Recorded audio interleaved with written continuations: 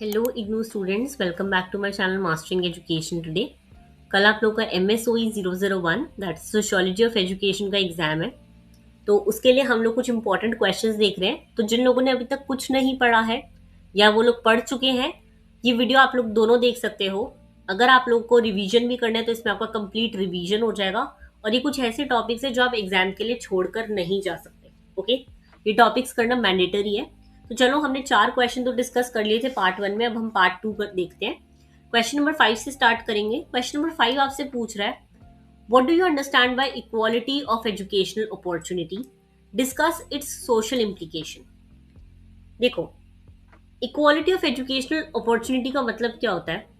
चाहे इंसान किसी भी कास्ट का हो, क्लास का हो, जेंडर का हो, रिलीजन का हो, लोकेशन का हो, इसके बावजूद भी उसको एजुकेशन पाने का इक्वल चांस है। ओके, उसको एजुकेशन मिलनी चाहिए regardless of all this. Okay, हम सब कहते हैं कि देखो, हम सब कहते हैं कि एजुकेशन सबका राइट है ना। लेकिन एक इंपॉर्टेंट क्वेश्चन ये आता है, क्या सिर्फ स्कूल का गेट खोल देना इक्वालिटी होती है कि हाँ हमने स्कूल बना दिया अब आप जाके पढ़ लो, सिर्फ ये इक्वालिटी है? या फिर सबको इक्वल अपॉर्चुनिटीज भी मिलनी चाहिए? तो इसी क्वेश्चन का आंसर देता है ये कॉन्सेप्ट जो आता है इक्वालिटी ऑफ एजुकेशनल अपॉर्चुनिटी। देखो, अब हम देखते हैं पहले तो इसका मीनिंग क्या है। इक्वालिटी ऑफ एजुकेशनल अपॉर्चुनिटी का इसका मतलब है कि हर स्टूडेंट को क्वालिटी एजुकेशन और सक्सेस के लिए जरूरी रिसोर्सेज मिलने चाहिए। सक्सेस किसी भी स्टूडेंट की कास्ट, क्लास, फैमिली बैकग्राउंड से डिसाइड नहीं होनी चाहिए। सक्सेस उसकी एबिलिटी और हार्डवर्क पर डिपेंड करनी चाहिए। यानी कि सिर्फ स्कूल खोल देने से नहीं उन्हें सक्सेस मिलेगी, उन्हें वो रिसोर्सेज दो जिनसे वो सक्सेसफुल बन सके, है ना। तो इसी को हम कहते हैं इक्वालिटी ऑफ एजुकेशनल अपॉर्चुनिटी। ठीक है, एग्जाम में पॉइंट बहुत बार पूछा जाता है। दो टाइप की जो आपको डिस्टिंक्शन बतानी होती है इक्वालिटी में, फॉर्मल इक्वालिटी एंड सब्सटैंशिएटिव इक्वालिटी। देखो, फॉर्मल इक्वालिटी का मतलब है यानी स्कूल में एडमिशन लेने का राइट सबके पास है, कोई डिस्क्रिमिनेशन नहीं होना चाहिए। इसका मतलब इक्वल एक्सेस है, सबको इक्वल एक्सेस गवर्नमेंट ने दे रखा है। ठीक है, लीगली इक्वल राइट मिला हुआ है। वहीं अगर हम सब्सटैंटिव इक्वालिटी की बात करें तो ये एक स्टेप आगे जाती है फॉर्मल इक्वालिटी से। ये कहती है सिर्फ एडमिशन देना इनफ नहीं है, पुअर स्टूडेंट्स को स्कॉलरशिप भी चाहिए, रूरल स्टूडेंट्स को इंफ्रास्ट्रक्चर भी चाहिए और मार्जिनलाइज ग्रुप्स को सपोर्ट भी चाहिए। तो यानी कि इक्वल अपॉर्चुनिटी दो सक्सीड करने के लिए। सिर्फ एडमिशन देने से कुछ नहीं होगा, आप लोगों को स्कॉलरशिप्स देनी पड़ेंगी, आपको अच्छा स्कूल देना पड़ेगा, आपको अच्छे टीचर्स देने पड़ेंगे, आपको उन लोगों को सपोर्ट करना पड़ेगा, तो उन्हें इक्वालिटी ऑफ एजुकेशन मिलेगा। ठीक है, अगर हम सोशियोलॉजिकल पर्सपेक्टिव देखें तो सबसे पहले कोलमैन की रिपोर्ट आती है 1966 की, वेरी वेरी इंपॉर्टेंट। ठीक है, कोलमैन ने स्टडी किया कि स्टूडेंट्स की परफॉर्मेंस किस चीज से अफेक्ट होती है। तो इसका रिजल्ट बड़ा इंटरेस्टिंग था। उन्होंने देखा कि फैमिली बैकग्राउंड, पेरेंट्स की एजुकेशन और socio economic status school resources से भी ज्यादा इन्फ्लुएंस करता है। कि आपके माँ बाप पढ़े लिखे हैं या नहीं, आप कैसी फैमिली से बिलोंग करते हो, इस सबसे आपकी पढ़ाई बहुत इन्फ्लुएंस होती है। ठीक है, तो सिर्फ स्कूल बना देने से इक्वालिटी अचीव नहीं होती, घर का एनवायरनमेंट भी मैटर करता है। ठीक है, वहीं हम बोर्डू का कंसेप्ट देखें, कल्चरल कैपिटल का, पियर बोर्डू, वेरी इंपॉर्टेंट। ठीक है, उन्होंने कल्चरल कैपिटल का कॉन्सेप्ट दिया। कल्चरल कैपिटल का मतलब होता है लैंग्वेज स्किल्स, आपके कल्चर से आप जो चीजें सीखते हो, जैसे कि आप भाषा सीखते हो, अपना बिहेवियर सीखते हो, नॉलेज लेते हो कल्चर से, ये सब आता है कल्चरल कैपिटल में। ओके, जो स्टूडेंट्स अपर और मिडिल क्लास फैमिली से आते हैं उनके पास ये एडवांटेजेस पहले से होते हैं। ठीक है, स्कूल्स इन्हीं क्वालिटीज को रिवॉर्ड करता है। लेकिन इससे रिजल्ट क्या होता है, प्रिविलेज स्टूडेंट को एक्स्ट्रा एडवांटेज मिल जाता है। जैसे कि आप एक स्कूल में जा रहे हो प्राइवेट, ठीक है, वहां पे देखो आप ऑलरेडी एक अच्छे घर में पढ़े हो, आपका एनवायरनमेंट अच्छा था, तो आपको बेसिक चीजें आती हैं। तो आपको बेसिक चीजें आएंगी तो आप काम क्या, आपका सिर्फ पढ़ना, आपको पढ़ने के लिए रिवॉर्ड मिलेगा। लेकिन वहीं एक इंसान लोअर कास्ट से है, जिसको कभी ऐसा एनवायरनमेंट नहीं मिला और वो जाके बेसिक एटिकेट भी सीख रहा है, तो उसके लिए वही चीज प्रॉब्लमेटिक है ना, उसको भी बेसिक से शुरू करना है। जो एक मिडिल क्लास अपर क्लास है वो ऑलरेडी एक स्टेप अहेड है। ओके, तो ये होता है, इनइक्वालिटी कंटिन्यू रहती है इससे। अब हम पढ़ते हैं equality of educational opportunity in India, क्या क्या इंडिया वालों ने करा है। वेरी इजी, एक तो रिजर्वेशन पॉलिसीज, ठीक है, SC ST OBC कम्युनिटीज के लिए आई हैं। फिर है राइट टू एजुकेशन एक्ट आया 2009 में, जिसमें बोला गया कि फ्री और कंपल्सरी एजुकेशन मिलेगी और 25% जो सीटें हैं वो डिसएडवांटेज चिल्ड्रन के लिए रिजर्व रहेंगी। ओके, अभी क्वेश्चन आता है is equality of educational opportunity a myth और रियलिटी? देखो बहुत इंपॉर्टेंट है, बहुत बार क्वेश्चन में पूछ रहा था। रियलिटी ये है कि प्रोग्रेस हुई है, लेकिन कंप्लीट इक्वालिटी अभी भी अचीव नहीं हुई है हमारी कंट्री में। ऐसा क्यों है? क्योंकि देखो प्राइवेट स्कूल और गवर्नमेंट स्कूल में बहुत ज्यादा डिफरेंस है, ठीक है।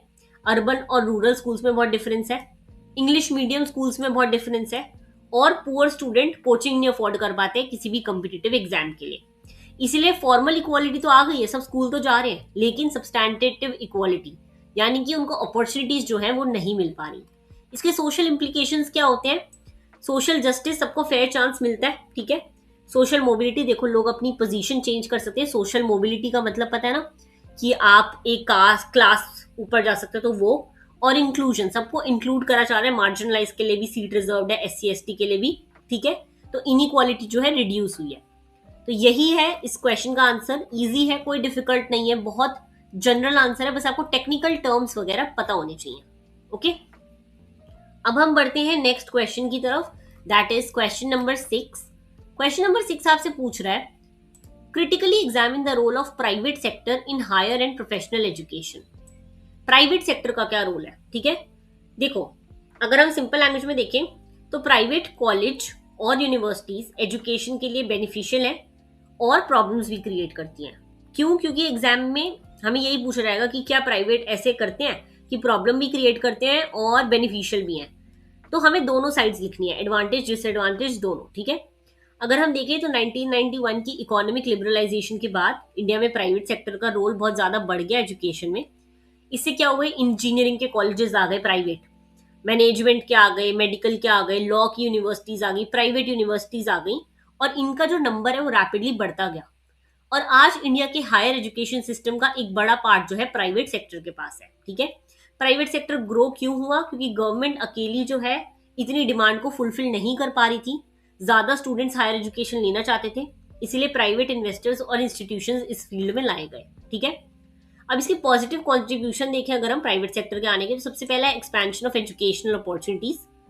प्राइवेट कॉलेजेस और यूनिवर्सिटी की वजह से सीट्स इंक्रीज हुई हैं, ज्यादा स्टूडेंट्स जो है हायर एजुकेशन परस्यू कर पा रहे हैं, ठीक है। इंफ्रास्ट्रक्चर बहुत बेटर है, मॉडर्न क्लासरूम है, अच्छी टेक्नोलॉजी है, लेबोरेटरीज है, लाइब्रेरीज है, ठीक है। Industry linkages and employability, private institution अक्सर इंडस्ट्रीज के साथ कनेक्टेड होते हैं, तो इंटर्नशिप मिल जाती है, ट्रेनिंग मिल जाती है, okay. Innovation and flexibility, private institution नए कोर्सेज जल्दी इंट्रोड्यूस करते हैं, जैसे कि data science, artificial intelligence, digital marketing, ये सब, ठीक है। अब इसके कुछ क्रिटिसिज्म भी है, लिमिटेशंस भी है प्राइवेट सेक्टर की। सबसे पहला है सोशल एक्सक्लूसिवनेस, सबसे इंपॉर्टेंट क्रिटिसिज्म है ये। प्राइवेट इंस्टीट्यूशन की फीस बहुत हाई हो सकती है ना, तो पुअर स्टूडेंट्स, तो रूरल स्टूडेंट्स जो है वो तो एडमिशन ले ही नहीं पाएंगे, ठीक है। कमर्शलाइजेशन हो गया, यानी कि कुछ इंस्टीट्यूशन एजुकेशन से ज्यादा प्रॉफिट पर फोकस करते हैं और एजुकेशन पे कम, इसीलिए एक गवर्नमेंट कॉलेज की फीस और एक प्राइवेट कॉलेज की फीस में जमीन आसमान का फर्क होता है, okay. Capitation fees and corruption, बहुत बार सीटें जो है डोनेशन बेस्ड होती है, सीटें खरीदी जाती है मेडिकल कॉलेजेस वगैरह की, तो वो चीज।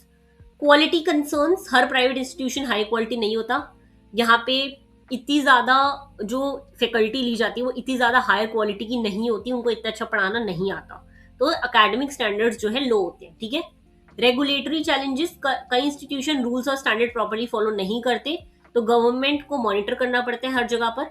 रीजनल इम्बैलेंसेस, हर जगह प्राइवेट इंस्टीट्यूशन नहीं है, वहीं पर है जहाँ पे ये लोग बेनिफिट होते हैं उन लोगों को, तो अर्बन एरियाज में ज्यादा है, ठीक है। अब अगर हम सोशियोलॉजिकल पर्सपेक्टिव देखें तो इसमें भी बोर्डू का आ जाता है। पियर बोर्डू ने सोशल रिप्रोडक्शन का कॉन्सेप्ट दिया था, वेरी वेरी इंपॉर्टेंट। ये जो मैं कंसेप्ट पढ़ा रही हूँ ना, ये अलग से भी आ सकते हैं, तो इस बात का ध्यान रखना। मुझे पेपर के बाद आके कोई ये नहीं कहेगा कि मैम आपने ये तो पढ़ाया ही नहीं, इसलिए तो क्वेश्चन ही नहीं है। मैंने जब आंसर में वो चीज पढ़ाई है तो तुम पेपर में लिख कर आओगे ना, तुम्हें समझ तो आ रहा है ना वो चीज, ठीक है। अब देखो बोर्डू ने सोशल रिप्रोडक्शन का कॉन्सेप्ट दिया था, क्या बोला था उन्होंने? इनके अकॉर्डिंग रिच फैमिलीज के पास इकोनॉमिक रिसोर्सेज होते हैं, पैसा होता है, साथ ही साथ कल्चरल रिसोर्सेज होते हैं, तमीज वमीज आपने सब सीखी होती है, तो इनके पास ये ज्यादा होता है, इसीलिए इनके चिल्ड्रन प्रेस्टिजियस प्राइवेट इंस्टीट्यूशन में इजीली एंटर कर पाते हैं, ठीक है। उन्हें इंग्लिश तो पहले से आती है ना, बट एक पुअर वाले स्टूडेंट को जो हमेशा से गांव में रहा उसको इंग्लिश नहीं आती होगी उतनी, तो इसका रिजल्ट क्या होता है, एजुकेशनल एडवांटेज जो है वो उनका जनरेशन से जनरेशन ट्रांसफर होता है। अब अंबानी की सारी पुश्तें जो है वो अमीर ही जाएंगी, क्योंकि जनरेशन से जनरेशन ट्रांसफर हो रहा है ना। तो यही चीज होती है। ऐसे ही पुअर का जो होता है वो इतनी अच्छे इंस्टीट्यूशन अफोर्ड ही नहीं कर पाता, इसलिए उसका सेम रहता है। ओके, बात समझ आई? यही होता है सोशल रिप्रोडक्शन। ऑलराइट, अब हम बढ़ते हैं नेक्स्ट क्वेश्चन की तरफ। नेक्स्ट क्वेश्चन पूछ रहा है what is multicultural education, outline its major goals and strategies. Very very easy question and very important question, बहुत बार पेपर में देखने को मिला है। सबसे पहले समझते हैं, एक सिंपल क्वेश्चन मैं आपसे पूछूं अगर, तो इंडिया में डाइवर्सिटी कितनी है? इतने सारे रिलीजन है, लैंग्वेजेस हैं, कास्ट हैं, कल्चर हैं, अलग अलग ट्रेडिशंस हैं लोगों के। तो अगर स्कूल में सिर्फ एक कल्चर को इंपॉर्टेंस दी जाए तो और बाकी कल्चर्स को तो इग्नोर कर दिया जाएगा ना। सोचो स्कूल वाले सिर्फ आपको दिवाली की छुट्टी दे रहे हैं, कोई गुरपुरब की छुट्टी नहीं है, कोई क्रिसमस की छुट्टी नहीं है, कोई ईद की छुट्टी नहीं है, तो ये इक्वालिटी तो नहीं हुई ना। इसीलिए स्कूल्स में मल्टी कल्चरल एजुकेशन फॉलो होता है। ठीक है, अगर मैं आप लोगों को मीनिंग समझाऊं इसका, तो मल्टी कल्चरल एजुकेशन एक ऐसा एजुकेशनल अप्रोच है जो डाइवर्सिटी को रिकॉग्नाइज करता है और उसको रिस्पेक्ट करता है। ये इस अप्रोच के थ्रू ये कहा जाता है कि हर कल्चर इंपॉर्टेंट है, हर कम्युनिटी का कंट्रीब्यूशन भी इंपॉर्टेंट है, और हर स्टूडेंट को इक्वल रिस्पेक्ट मिलनी चाहिए। ओके, तो अगर सिंपल लैंग्वेज में हम समझें तो multicultural education means education that respects and includes different culture, religion, language, gender and social groups. ठीक है, क्यों इंपॉर्टेंट है ये? क्योंकि एक क्लासरूम में हिंदू भी होगा, मुस्लिम भी, सिख भी, क्रिश्चियन भी, सब डिफरेंट बैकग्राउंड से आते हैं। एजुकेशन का रोल है कि सबको रिस्पेक्ट और इक्वालिटी सिखाए, इसीलिए मल्टीकल्चरल एजुकेशन बहुत इंपॉर्टेंट है हमारी कंट्री में। ओके, इसके गोल्स क्या क्या है? एक तो इक्वल एजुकेशनल अपॉर्चुनिटी, हर स्टूडेंट को इक्वल चांस मिलना चाहिए, कास्ट, क्लास, रिलीजन के बेसिस पे कुछ नहीं होगा। Development of positive attitude, student को डाइवर्सिटी से डरना नहीं चाहिए, उन्हें डिफरेंट कल्चर को रिस्पेक्ट करना चाहिए एक दूसरे को, और टॉलरेंस बढ़ता है एक दूसरे की तरफ। यानी कि आप एक दूसरे के साथ क्लास में रहते हो, ग्रुप एक्टिविटीज करते हो, तो इससे आप एक दूसरे के बारे में और समझते हो, डाइवर्सिटी के बारे में। ठीक है, promotion of social justice, education equality और डेमोक्रेसी को प्रमोट करती है, और इससे जो है डिस्क्रिमिनेशन और एक्सक्लूजन के अगेंस्ट स्टैंड लेती है। तो इसका एक गोल है फेयर और inclusive society banana. Okay, elimination of prejudice and discrimination, racism, casteism, इस सबको खत्म करती है। ठीक है, स्टीरियोटाइप्स को खत्म करती है। मार्जिनलाइज ग्रुप को मौका मिलता है सबके साथ रहने का और अपनी सोसाइटी में अपने आप को रिप्रेजेंट करने का। ठीक है, अगर हम कुछ मेजर स्ट्रैटेजीज देखें जो मल्टीकल्चरल एजुकेशन के लिए फॉलो की गई है, तो इसमें सबसे पहले आती है जेम्स ए बैंक्स की। ठीक है, इन्होंने काफी सारे कॉन्सेप्ट दिए थे। सबसे पहला है कंटेंट इंटीग्रेशन, करिकुलम में डिफरेंट कल्चर के एग्जाम्पल्स और कॉन्ट्रीब्यूशन इंक्लूड किए जाने चाहिए। ठीक है, ये नहीं सिर्फ हिंदू के बारे में, तो हम हिंदू माइथोलॉजी पढ़ेंगे, सारे कल्चर का इंक्लूड करो। ओके, नॉलेज कंस्ट्रक्शन, स्टूडेंट्स को सिखाया जाता है कि नॉलेज भी सोशल और कल्चरल कंटेक्स्ट से इन्फ्लुएंस होती है, इसलिए हर टॉपिक को डिफरेंट पर्सपेक्टिव से देखना चाहिए। ओके, प्रेजुडिस खत्म करें एक दूसरे की तरफ, जो हम लोग हेटरेड है, टॉलरेंस है, वो खत्म करो। इक्विटी पेडागॉगी, इसका मतलब होता है टीचर्स चाहे डिफरेंट बैकग्राउंड से हो, वो टीचिंग मेथड्स अलग अलग सबके लिए नहीं यूज करेगी, सबको एक कॉमन मेथड से ही पढ़ाया जाएगा। ठीक है, एम्पावरिंग सोशल कल्चर, एक दूसरे के साथ रहना, स्कूल में आप इंक्लूसिव होते हो, पॉलिसीज ऐसी होती हैं कि आप एक दूसरे को सपोर्ट करते हो, ग्रुप एक्टिविटीज करते हो, तो वो। ठीक है, आज के टाइम में हम रेलेवेंस देखें हमारा इंडिया का मल्टीकल्चरल एजुकेशन में, तो हमारी कंट्री में 100 लैंग्वेजेस हैं, बहुत सारे रिलीजन है, एथनिक ग्रुप्स हैं। तो ये सब कैसे एग्जिस्ट कर रहे हैं? इसीलिए कर रहे हैं क्योंकि एजुकेशन को इंडिया ने बहुत ज्यादा डाइवर्सिटी एजुकेशन में रिफ्लेक्ट करी है। ठीक है, हमें बचपन से सिखाई जाती है ये, है ना। याद है बचपन से हम लोग जब स्कूल में प्रेयर्स वगैरह कर रहे होते तो उसमें बताया जाता है हिंदू मुस्लिम भाई भाई, और बहुत चीजें पढ़ाई जाती हैं। तो वहीं से हमारा जो है ये शुरू हुआ था। ठीक है, काफी सारी चैलेंजेस भी आए हैं इसको लेकर, माइनॉरिटी के पर्सपेक्टिव को काफी बार इग्नोर करा जाता है, लैंग्वेज का इशू आता है काफी बार। ठीक है, सोशल प्रेजुडिस अभी भी एग्जिस्ट करते हैं और अब तो बढ़ते जा रहे हैं। ठीक है, और करिकुलम पे भी डोमिनेंट ग्रुप का ही दिखता है। ओके, तो ये था आपका नेक्स्ट क्वेश्चन, मल्टीकल्चरल एजुकेशन। अब हम बढ़ते हैं नेक्स्ट क्वेश्चन की तरफ, दैट इज क्वेश्चन नंबर 8। इसमें हम पढ़ रहे हैं Antonio Gramsci's perspective on education. Very important question, इस पे आता ही आता है हमेशा। ठीक है, तो देखो सबसे पहले हम पढ़ते हैं कि एंटोनियो ग्राम्जी कौन थे। ये एक इटालियन मार्क्सिस्ट थिंकर थे। ओके, इन्होंने अपनी फेमस बुक प्रिजन नोटबुक्स में एजुकेशन, पावर और सोसाइटी के बारे में काफी सारे इंपॉर्टेंट आइडियाज दिए थे, और ट्रेडिशनल मार्क्सिस्ट मेनली जो है इकोनॉमी पे फोकस करते थे। कार्ल मार्क्स पढ़ा है ना, सोशियोलॉजी पढ़ रहे हो, मास्टर्स कर रहे हो, कार्ल मार्क्स के बारे में तो पढ़ा ही होगा, है ना। तो कार्ल मार्क्स की ही थिंकिंग पे बेस्ड थे, ओके। लेकिन इनका कहना थोड़ा सा अलग था। इन्होंने कहा था पावर जो है ना सिर्फ मनी और फोर्स से मेंटेन नहीं होती। जैसे कि आप देखो, प्राइम मिनिस्टर के पास पावर है, पर ये नहीं कि वो उसके पास पैसा भी है, फोर्स भी है। इसलिए पावर जो है आपके आइडियाज और कल्चर के थ्रू मेंटेन होती है। यानी कि आप दुनिया में बात ही ऐसी बोलते हो, ठीक है, आपके आइडियाज ऐसे रिफ्लेक्ट करते हो। मेरा थोड़ा कंट्रोवर्शियल ओपिनियन है यहाँ पर, जैसे कि मोदी है, ओके, उनका अपना एक आइडियोलॉजी अपनी हिंदू राष्ट्र वाली जो है, ठीक है, वो उसी चीज को सब में फैलाते हैं। तो वो अपने आइडिया से पावर गेन कर रहे हैं। उन्हें पता है मेजोरिटी में कौन है, तो इसलिए वो उन्हें ऊपर रखते हैं, ठीक है। एजुकेशन इस प्रोसेस में बहुत इंपॉर्टेंट रोल प्ले करती है, याद रखना। ग्रामजी का कंसेप्ट ऑफ हेजिमनी हम ऑलरेडी पढ़ चुके हैं ऊपर, मैं फिर से नहीं पढ़ाऊंगी, ठीक है। हमने ये ऊपर पढ़ा था जब हमने देखा था कि स्कूल और कॉलेजेस में डोमिनेंट ग्रुप की वैल्यू पढ़ाई जाती है और स्टूडेंट जो है धीरे धीरे उन वैल्यूज को नॉर्मल मान लेते हैं, ठीक है। Education as a instrumental of ideological control. Gramsci ने कहा था कि एजुकेशन पॉलिटिकली न्यूट्रल नहीं होती, ये भी हमने पढ़ा था, ठीक है। ये हमने पढ़ा था, सब कुछ जो मैं पढ़ा रखे हैं मैं फिर से नहीं पढ़ाऊंगी, वीडियो ऑलरेडी बहुत लंबी हो रही है, ठीक है। अब हम देखते हैं ग्रामजीज थ्योरी ऑफ इंटेलेक्चुअल्स। ये हमने नहीं पढ़ी थी, ये बहुत इंपॉर्टेंट टॉपिक है इसका। इंटेलेक्चुअल्स तो पहली बात समझो क्या होते हैं। इंटेलेक्चुअल्स वो होते हैं जो एक तरह जिनके पास जो काफी ज्यादा पढ़े लिखे होते हैं, ठीक है। इनको भी दो कैटेगरी में बांटा है ग्रामजी ने। एक तो होते हैं ट्रेडिशनल, ये लोग होते हैं आपके टीचर, प्रोफेसर, पंडित, राइटर, ये सब, ठीक है। ये जनरली जो है न्यूट्रल दिखते हैं, लेकिन ग्रामजी के अकॉर्डिंग ये अक्सर एग्जिस्टिंग सोशल सिस्टम को सपोर्ट करते हैं। यानी कि ऐसा लगता है कि ये किसी की साइड नहीं लेते, लेकिन ये भी लेते हैं, ओके। फिर आते हैं आपके ऑर्गेनिक इंटेलेक्चुअल्स। ऑर्गेनिक इंटेलेक्चुअल्स किसी सोशल ग्रुप या क्लास के अंदर से इमर्ज होते हैं और ये उस ग्रुप की प्रॉब्लम को, स्ट्रगल्स को रिप्रेजेंट करते हैं। सबसे बड़ा एग्जाम्पल इसका है डॉक्टर बी.आर. अम्बेडकर। वो अपने ही जो है एससी वाले ग्रुप से इमर्ज है और अपने लोगों के लिए लड़ाई करी उन्होंने, ठीक है। फिर आता है इंटेलेक्चुअल एंड मैनुअल लेबर का कॉन्सेप्ट। देखो, सोसाइटी कहती है डॉक्टर या प्रोफेसर इंटेलेक्चुअल वर्क करते हैं, यानी कि दिमाग वाला, और लेबर जो है मैनुअल वर्क करते हैं। तो ग्रामजी ने ना इस आइडिया को रिजेक्ट किया। उन्होंने कहा सारे जो मेन है वो इंटेलेक्चुअल हैं, हर इंसान सोचता है, हर इंसान डिसीजन लेता है, हर इंसान की क्रिएटिविटी यूज करता है, इसलिए इंटेलेक्चुअल और मैनुअल लेबर कोई, हम दोनों में डिवीजन नहीं कर सकते। जो इंसान सोचता है, काम करता है, क्रिएटिविटी करता है, वो ही जो है इंटेलेक्चुअल कहलाएगा, ओके। अब education as a site of resistance या टूल ऑफ रेजिस्टेंस, ग्रामजी ने इसको काफी ज्यादा जो है क्रिटिसिज्म नहीं किया, उन्होंने सॉल्यूशन भी दिया। उन्होंने कहा कि देखो, एजुकेशन जो है ना डोमिनेशन का टूल बन सकती है। अगर आप स्कूल में ही पढ़ाना शुरू कर दो कि हिंदू खतरे में है या फिर हिंदू राष्ट्र की जरूरत है, तो बच्चों में तो ये चीज बहुत जल्दी पैदा हो जाएगी ना।